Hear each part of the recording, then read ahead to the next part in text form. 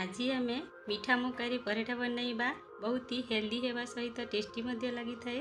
नमस्कार, महालक्ष्मी किचन को समस्त को बहुत बहुत स्वागत। आसंतु स्टार्ट करने रेसिपी। तो गोटे जगार आम अटा नेबा, आउ देबा टिके लुण, धनिया पत्र, सुखा लंका को टिके छेची नेची ताकू देबा, परे गोलमरीच गुंड को देई भल से मिक्स करी नेबा। आउ आवश्यक अनुसार पानी देकी गोटे डो बनई नेबा। एबे आमर डो रेडी हो गला, ताकू कवर करिकी साइड रे रखी देबा। आज आम स्वीट कॉर्न पराठा बनाउछे, तो स्वीट कॉर्न दरकार हमकू ताकू खोली नेछि और गोटे बाउल रे रखी नेछि, ताकू टिके छेची देछि आउ ताकू एबे आम गोटे प्लेट रे रखी नेबा। सेथिरे देबा छोट छोट करी काटी की रखिथिबा पियाज, पट्टा रसुण, धनिया जीरा पाउडर, गरम मसला, आउ देबा लंका गुंड,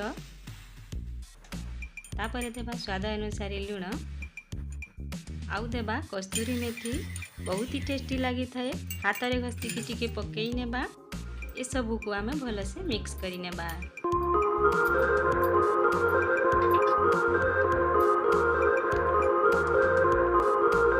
एबे आमर पराठा रे पूरा देबा पई मीठा मका रेडी हो गला।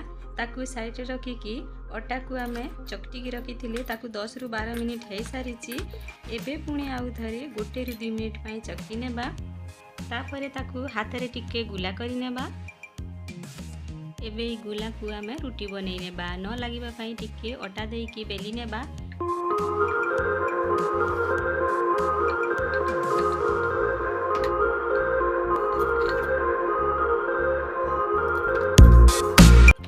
एबे रुटी टी रेडी हो गला। आगरु आमे मीठा मकार पूरा बनै की रखी थिले, ताकू 2 रु 3 चामच देई की पराठा बनै नेबा। पराठा बनैबा पई सुविधा होई थाए। 3 कोणिया करी की देई देबा। आपण माने वीडियो रे देखि पारुथिबे। एबे ताकू गोटे साइड को फोल्ड करी नेबा, आउ टिके पानी लगई नेबा। खोली न थाए। आउ गोटे साइड को मध्य मोड़ी नेबा। तले मध्य टिके पानी देई की ताकू मोड़ी देबा। एबे हमर पराठा की रेडी हो सारिछि। ताकू टिके अटा देई की हल्का रे बेली नेबा। एबे सेकिबा पई गोटे पराठा रेडी हो गला। ताकू गोटे प्लेट रे रखी देबा। पुणी आउ गोटे को मध्य सेमती करी की पराठा बनई नेबा।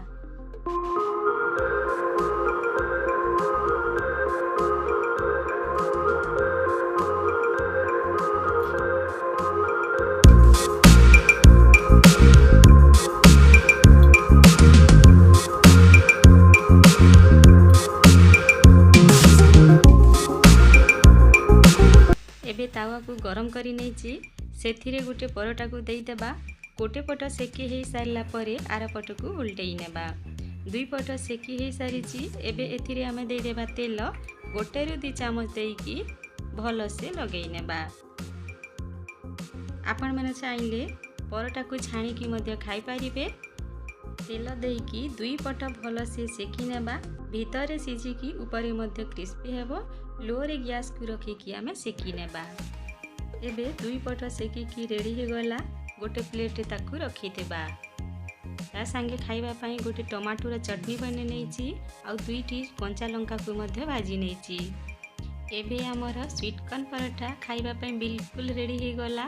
टमाटो चटनी सहित बहुत ही टेस्ट लगी थाए। ता सहित कंचा लंका।